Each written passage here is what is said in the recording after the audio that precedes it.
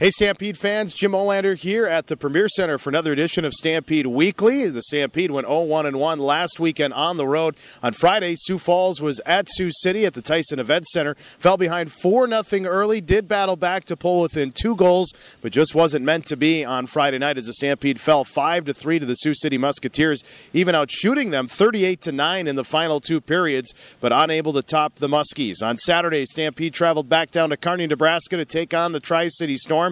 And a similar situation. The Stampede fell behind 4-0 in Kearney, but back came the Stampede. Kiefer Bellows would score in the second period to make it 4-1. Then Daniel Warpeka scores on a nice breakaway goal to make it a 4-2 game in the third period, but the Stampede still trailing 4-2 late. In the final 90 seconds, the Stampede make one of the best comebacks in franchise history as Kiefer Bellows would score on a rebound to make it a 4-3 game. Stampede pole goaltender Steph Leckis again and again they score right off the faceoff. Take a look at this shot off the draw. There's Kiefer Bellows. He puts it into the upper left-hand corner of the net, and the Stampede pick up a big tie, 4-4. That would force overtime and eventually a shootout. The Stampede, though, come up just short in the shootout as they fall 2-1, but a great effort gets the Stampede a point in the standings. And as we take a look at the updated Western Conference standings, you'll see the Stampede sit in 5th place right now, just 2 points behind Des Moines for that 4th and final playoff spot. So a big point was earned by the Stampede on Saturday. And although the Stampede didn't win, head coach Coach Eades said the Stampede getting that point on Saturday, coming from behind 4-0, says a lot about the character of this team. It wasn't looking good there at 4-0 in the second period. 4-1 with 10 minutes to go, but the guys showed a lot of resolve and resiliency and bounced back. And, to score 2 goals with the goalie pulled, I think, showed a lot of character on our part. And now we've got to build on that and get to our goal of playing complete 60-minute games. Although they may not have gotten the win on Saturday night, that point earned in the shootout may be a big one when it comes to making the playoffs later in the year. And Captain Logan O'Connor feels it was a big test for the Herd and something that gives the team confidence moving forward. It was a big character check for our team. We wanted to really come into that third period and see what we can do and just hope for the best. And everyone was going in that third period. We didn't really have any passengers, and that's what Coach was looking for. So I think we responded really well. Goaltender Steph Leckis kept the Herd in the game all night with 36 saves, and Kiefer Bellows tallied his first career USHL hat trick, including the last 2 goals to tie the game. Bellows tied the game with just 54 seconds left off the faceoff and walks us through the big goal that sent the game into overtime and eventually a shootout. We had all of our guys set up in the right positions they were, and we had kind of anything planned out for whatever the face-off did. It was a great job by Cooper. Perfect face-off by him, right back. And then, a lot of people don't notice it, but Logan O'Connor blocked out his guy right in front of the net, and then a great screen by Parker. None of those, it probably wouldn't have went in if none of those things happened. He may be just 16 years old, but the Edina, Minnesota native is looking like a veteran with his play, leading the Stampede in goals with 20 and a second on the team with 29 points.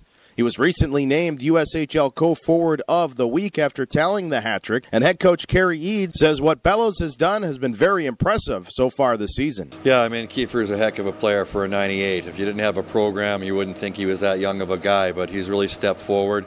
Him and Marudi have really some good chemistry going, and Kiefer can score goals from all over the place. He's gone to the net hard and scored the rebound goals like he did the second goal he got Saturday night, and he can also score from the perimeter as he did off the face-off to tie the game late in the game. So a lot of good things he's doing. He works hard, he plays physical, he's got a bright future. I want to just keep developing him.